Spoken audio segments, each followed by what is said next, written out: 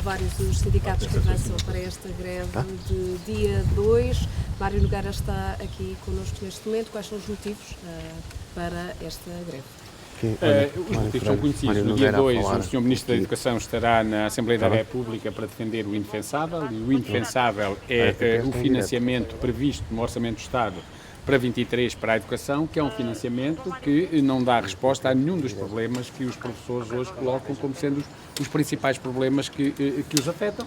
Falamos, por exemplo, de uma carreira que continua com 19% do tempo de serviço a não ser contado, com vagas e cotas que impedem os professores de progredir naturalmente, com salários que há anos, há mais de uma década, têm atualizações quando têm sempre abaixo da inflação e que para o próximo ano parece que é assim que vai continuar, ou será mesmo assim que vai continuar, uma avaliação de desempenho que é uma avaliação completamente perversa, que está a criar divisões nas escolas, é uma avaliação de competitividade e não de colaboração entre os professores, uma avaliação formativa e que, portanto, não é aceitável da parte dos professores manter este regime.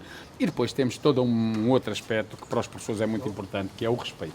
O respeito. Os professores sentem-se, de facto, desrespeitados.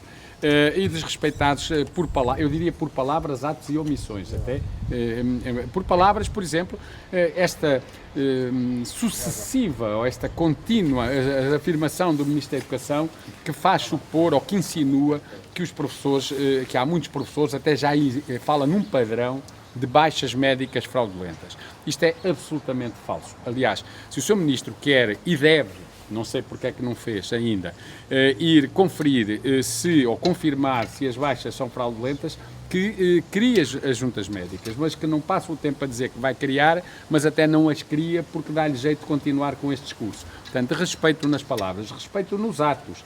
Por exemplo, um ato que os professores repudiam completamente é esta da transferência, ou da anunciada, ou da ameaça de transferência das colocações, do recrutamento dos professores para os diretores das escolas. Eu acho que aqui, para além do mais, é quase como que ameaçar, como se faz com os meninos pequenos, quando não querem comer a sopa, que vem lá o homem do saco. E aqui é quase a mesma coisa, vem lá o papão é o diretor. Os diretores não têm que fazer isso e não querem ser papões, e os professores também não admitem esta ameaça de que agora vão passar a ser colocados, contratados, recrutados pelos diretores das escolas. O concurso nacional, com base na graduação profissional, esse critério é o que de todos é o menos imperfeito e, portanto, também não admitem esse tipo de ameaça ou esses atos. E depois as omissões é só olhar para o Orçamento do Estado. O Orçamento do Estado omite qualquer referência à resolução de problemas de carreira, ou remite qualquer referência à resolução da precariedade que afeta os professores quase até aos 50 anos. Omite qualquer referência à possibilidade de os professores poderem ter acesso à pré-reforma ou poderem ter um regime específico de aposentação que respeite o desgaste que os professores têm na sua profissão. O Orçamento de Estado é omisso em qualquer medida, não tem nenhuma que possa dar resposta a estes problemas dos professores. Nós tentámos tudo com o Ministro da Educação, aliás, desde junho que andamos a tentar isso, que é podermos chegar a acordo com um protocolo negocial que, curiosamente, no Ministério do Ensino Superior foi possível chegarmos a consenso em relação a isso, um protocolo negocial para a legislatura e que, portanto, ao longo destes 4 anos, não é de uma só vez, ao longo destes 4 anos, possa dar resposta a estes problemas, de uma forma progressiva, de uma forma faseada, de uma forma que os orçamentos possam suportar.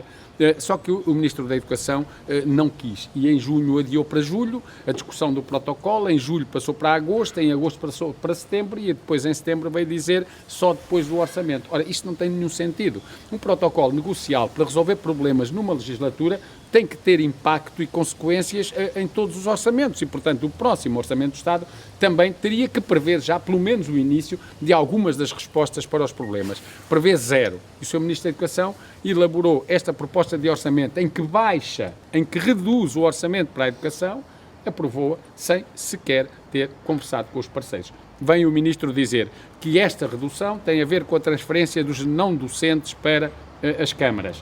É preciso ser sério. Os não docentes passaram para os municípios desde abril do ano passado e, portanto, eu diria que não se pode justificar com essa transferência a redução que o orçamento tem. E, além do mais, é preciso lembrar que a OCDE, há coisa de 2, 3 semanas, no relatório anual que publica, veio dizer que em Portugal o investimento ou a despesa do orçamental na educação do nosso governo, do Estado português, é, em média, para ficar como está a média dos países da OCDE, teria que gastar mais 1.500 euros por aluno do primeiro ao 12º ano.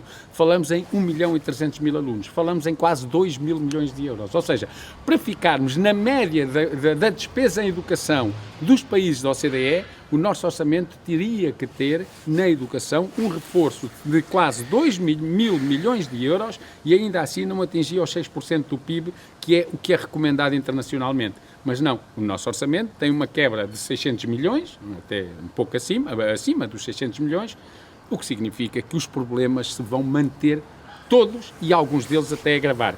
E se nós nos lembrarmos a falta de professores, que cada vez faz mais sentido, se nós nos lembrarmos que este ano estamos a bater o recorde do século, deste século, em relação a pessoas não profissionalizadas, diplomados não profissionalizados que as escolas tiveram que contratar, em relação, por exemplo, ao ano passado, já são mais de 30% acima do que foi necessário o ano passado.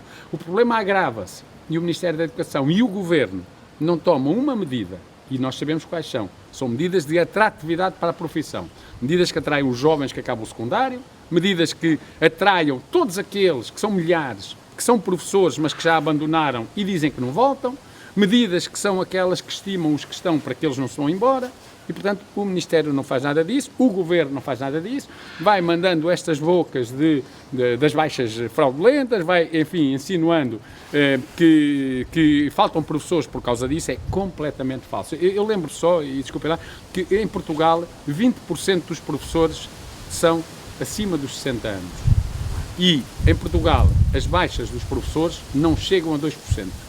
Portanto, eu diria até que nós temos um grupo profissional que, embora já envelhecido, até que é saudável.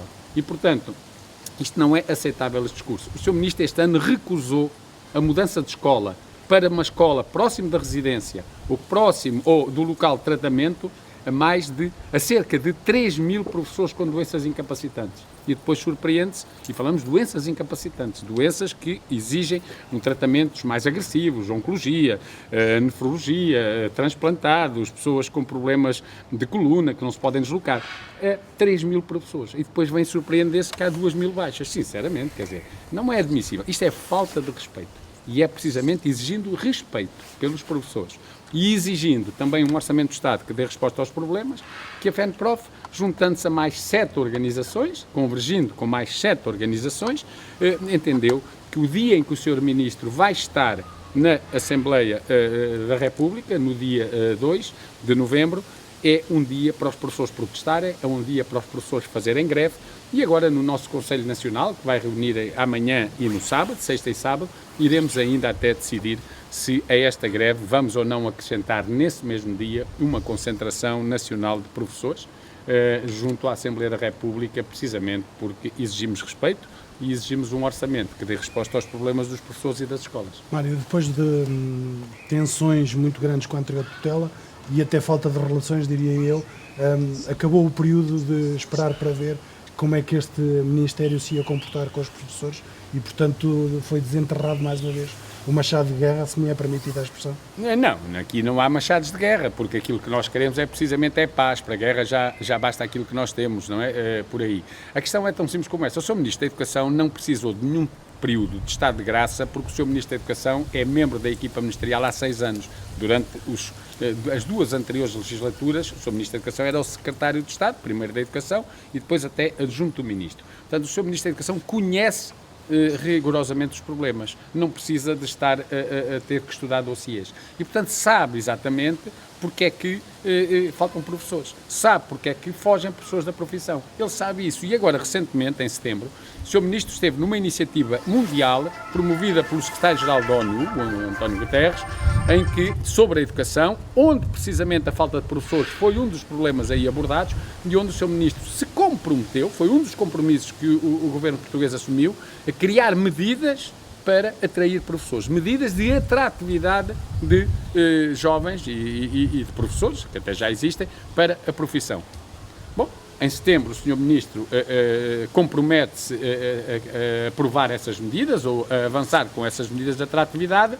e em outubro apresentam um orçamento de Estado onde não tem uma única, quer dizer, isso não se pode lá fora falar, como se costuma dizer, para inglês ver, mas depois, quando os portugueses olham, não há lá nada. E é o que se passa. Este Orçamento do Estado não dá resposta a um problema daqueles que estão hoje a afastar os professores da profissão e que são os problemas que os professores querem ver resolvidos. E, portanto, há um momento em que as pessoas também têm que dizer que isto não pode continuar assim. E como não pode continuar assim, é o momento de protesto e é o momento em que 8 organizações sindicais se juntam para protestar e provavelmente outras também ainda se juntarão, se assim o entenderem, mas é um dia muito importante de greve, de luta dos professores e dos educadores em Portugal.